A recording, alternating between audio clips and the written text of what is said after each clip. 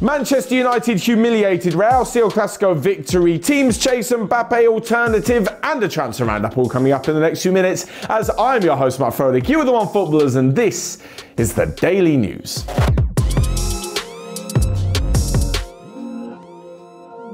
So first up, and yes, Manchester United were utterly humiliated this weekend. There's no other way of putting it. 4-0 down at half-time, 5-0 at the end of the game to Liverpool, with Paul Pogba getting a red card. I have no idea what to make of it. I'm not a Manchester United fan or a Liverpool fan, so I'd like to hear from you guys if you are, because it was astonishing. Watching the game, it was almost amateur in defence. Jurgen Klopp said the performance was insane and they'll never see anything like it in their lifetime. But if United continue down this path, Liverpool fans can look forward to Manchester United games pretty regularly with a lot of confidence that they're going to go ahead and do this again. This is possibly the darkest moment for Ole Gunnar Solskjaer, but the manager said that he will not walk away. He's come too far to just quit now. I'm not quite sure his future is going to be in his own hands, to be fair. I mean, who's going to take over? That's the one question at Manchester United at the minute. There are rumours that two big names could be interested because they're free agents at the minute.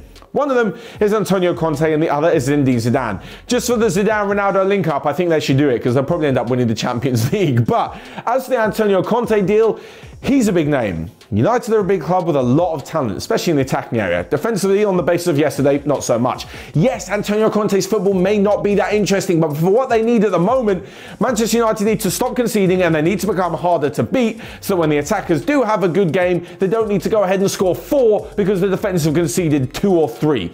It would make sense, I think, for Antonio Conte to come in and, even if it's not for the longest period of time, make them difficult to beat and, who knows, maybe win a cup competition as well, because at the moment, that just absolutely cannot continue. But enough of the negative talk of Ole Gunnar Solskjaer. Let's talk about how fantastic Liverpool were, and most importantly, Mo Salah scoring a hat-trick at Old Trafford. He is now by far and away the top goal scorer in the Premier League. He should, in all honesty, if it wasn't for the fact that Liverpool didn't win a major trophy last season, should be in the running for the Ballon d'Or based on his individual performances. And on top of all of this, overtook Didier Drogba to become the highest scoring African player in Premier League history. And there are a lot more goals to come in the Premier League from Mo Salah. So there was loads of talk that he hasn't signed a new deal and he could be moving on. Liverpool may want to cash in on him, this, that and the other, but it's not going to happen. Reports are saying that Mo Salah is happy at Liverpool, hasn't got a new contract offer on the table just yet, but wants to retire at the club, and Jurgen Klopp echoed this sentiment by saying he knows that Salah wants to stay as well. So unfortunately for United and pretty much every other defender in the rest of the league, it looks like they're going to be tormented by the Egyptian for some years to come,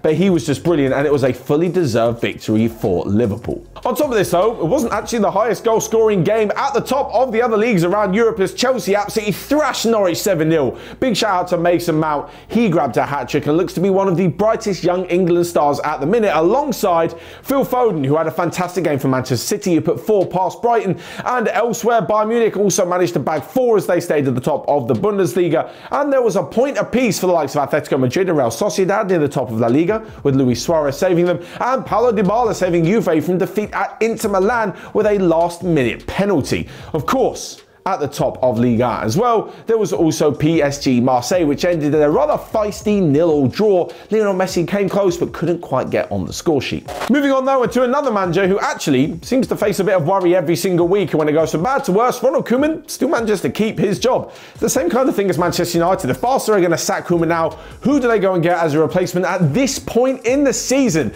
Anyway, at the weekend, he became, well, the holder of an unwanted record, which saw him lose his first 3 Clásicos as Barcelona manager, as Real Madrid ran out 2-1 winners. And it actually means, going back to the Quique Setien era, Barcelona have now lost the last 4. This will be unheard of within the last decade or so, but now, without so many good players and obviously without a coach who's failing to implement any sort of strategy, Real Madrid ran out 2-1 winners, and it just wasn't the day for Barcelona where they had their shooting boots on, because if you actually look at some of the stats, they were superior to Real Madrid in some of them. They created more chances, but they just could not get more shots on target. They were wasting opportunities. It happened in the week against Dinamo Kiev, where they only managed to score 1 goal, and Ansu Fati missed a glorious chance, and now Serginho Dest has blazed over from 8 yards before David Alaba gives Real Madrid the lead with their first shot of the match.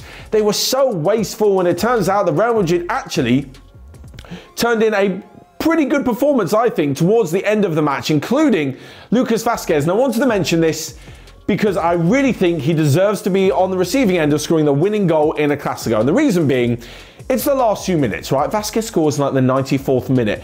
Whilst Marco Asensio's on the counter-attack, it's quite easy for players to be tired, especially in the 94th minute of a Clásico, maybe not make the effort to make a lung-busting run forward to support your teammates, but Vasquez did. He sprinted the whole pitch just to get a tap in and make it 2-0. And after Sergio Aguero scored his first goal for Barcelona, his first Clásico goal as well, of course, in his first appearance, it actually turns out that Vasquez's effort was worth it because he scored the winner. So just like to think that that's a pretty good thing for him to do, and really goes to show that all that effort, even in the last minute, was totally worth it for Carlo Ancelotti's side. And a big shout out also goes to Vinicius Jr., who is looking better and better with every passing game.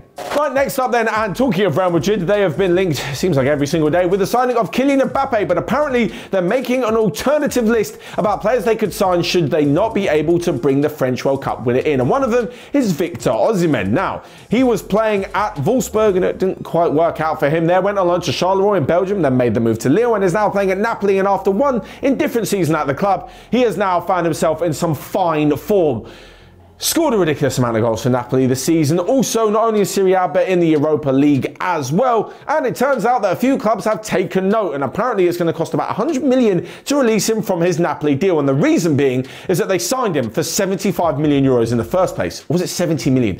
Something in between that mark. He signed a very, very long-term deal, so to go ahead and get Napoli to let him go is going to cost more than that. Real Madrid are interested because even though they're not going to have to pay a massive price tag for Kylian Mbappe because he's going to be on a free next summer, they're still going to have to pay a lot of money on his wages. And if they don't get him, they'll probably need to sign someone for the future. And at 22 years old, Victor Osimhen is at a fantastic age to go ahead and be signed by a big club and, well, be there for the next few years at least. On top of this, Bayern Munich are also said to be interested, but they've also got their attention turned by the likes of Karim Adiyemi. The Salzburg forward is being brilliant in the Champions League. He scored another 2 at the weekend, and it looks as though he may not be with the Austrian club for much longer, kind of taking the Erling Haaland route. Next up then, a quick roundup of the rest of the day's transfer news that you might have missed. And if Ajax are going to let Erik ten Hag go to Newcastle, it's apparently going to have to take a ridiculously big offer. But Newcastle have got the finances. Elsewhere, and Everton and Aston Villa are interested in bringing in Inter Milan midfielder Ivan Perisic.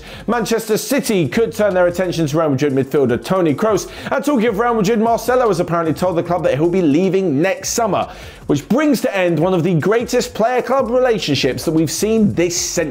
Next up then, a quick roundup of your Friday feels and the correct predictions. Wizard Wolf guessed that Manchester City would win 4-1 against Brighton. Joe Champion correctly guessed the 1-1 draw between Inter and Juve. And lastly but not least, I kept this one in because it was such a good prediction and came so close to happening from Dougie Douglas, who guessed that Liverpool would humiliate Manchester United 4-0 with a Salah hat-trick and a red card for United. The fact it was 5-0 makes this one so close, I just had to add it in there. Finally then, we come to this week's Emoji Mondays, where we at OneFootball throw a couple of emojis down over some of the weekend's hottest action. Now, we'll start with the best result because it's a rather obvious one, Liverpool winning 5-0 at Old Trafford. Next up though, to the crazy moment, and at the age of 40, after almost 1,000 official professional matches, Zlatan Ibrahimovic scored the first own goal of his career.